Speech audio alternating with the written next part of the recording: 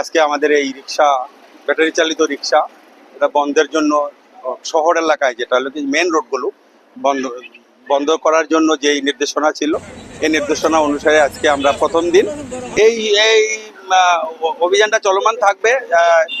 নির্দেশনা অনুসারে প্রতিদিনই আমরা এই অভিযান চালাবো এবং আটকের পরিমাণটা আমরা এখন বলতে পারবো না। আমাদের অফিসে কতটা আটক হয়েছে, মোট আটকটা আমরা সন্ধ্যার পরে আপনারা পাবেন, অফিসে গেলে একটা পাবেন। যার কারণে ওটা আমি বলতে পারতেছি না যে আমার সময়টা। তো আমরা চেষ্টা করতেছি স্বাভাবিক, সুন্দর এবং সুন্দর পরিবেশ রাখার জন্য, মৌলভীবাজার শহরটাকে সুন্দর রাখার জন্য।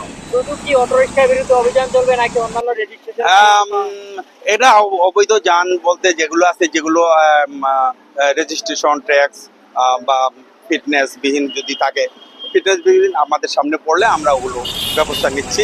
তারপরে রেজিস্ট্রেশন বিহীন গাড়ি, সিএনজি বা মোটরসাইকেল বা অন্যান্য যে কোনো যানবাহন, সেটা আমরা অবশ্যই ব্যবস্থা নিচ্ছি। আমরা একটু আগে দেখতেন, আমি মোটরসাইকেলের বিরুদ্ধে ব্যবস্থা নিয়েছি, রেজিস্ট্রেশন বিহীন মোটরসাইকেল আটক করছি, আরেকটা তার লাইসেন্স ছিল না, মামলা করছি, এরকম। তাই আসলে কথা লিখে এটা জনগণের সচেতনতা খুবই জরুরি এবং দরকার, এবং এই আইনটা মানা দরকার এবং পুলিশের সর্বাধিক সহযোগিতা করা দরকার। জনসাধারণের সহযোগিতা ছাড়া কিচ্ছু করা সম্ভব না।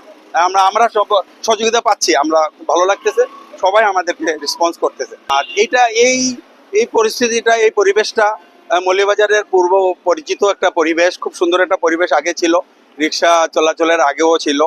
তো এই পরিবেশটা বজায় রাখার জন্য, সুন্দর রাখার জন্য, শহরটাকে সুন্দর রাখার জন্য মৌলভীবাজারের সর্বস্তরের জনসাধারণ মানুষ এবং যত সুনাগরিক আছে সবাই হেল্প প্রয়োজন, সবাই সহযোগিতা ছাড়া এটা কিছু করা সম্ভব না। পুলিশ, আমরা ট্রাফিক বিভাগ, আমরা একা সব কিছু করতে পারবো না। জনসাধারণ যদি আমাদের সাথে থাকে, ইনশাল্লাহ আমরা জনসাধারণের চলমান থাকবে কিনা বা এখন পর্যন্ত কয়টা যানবাহন আটক করা হয়েছে?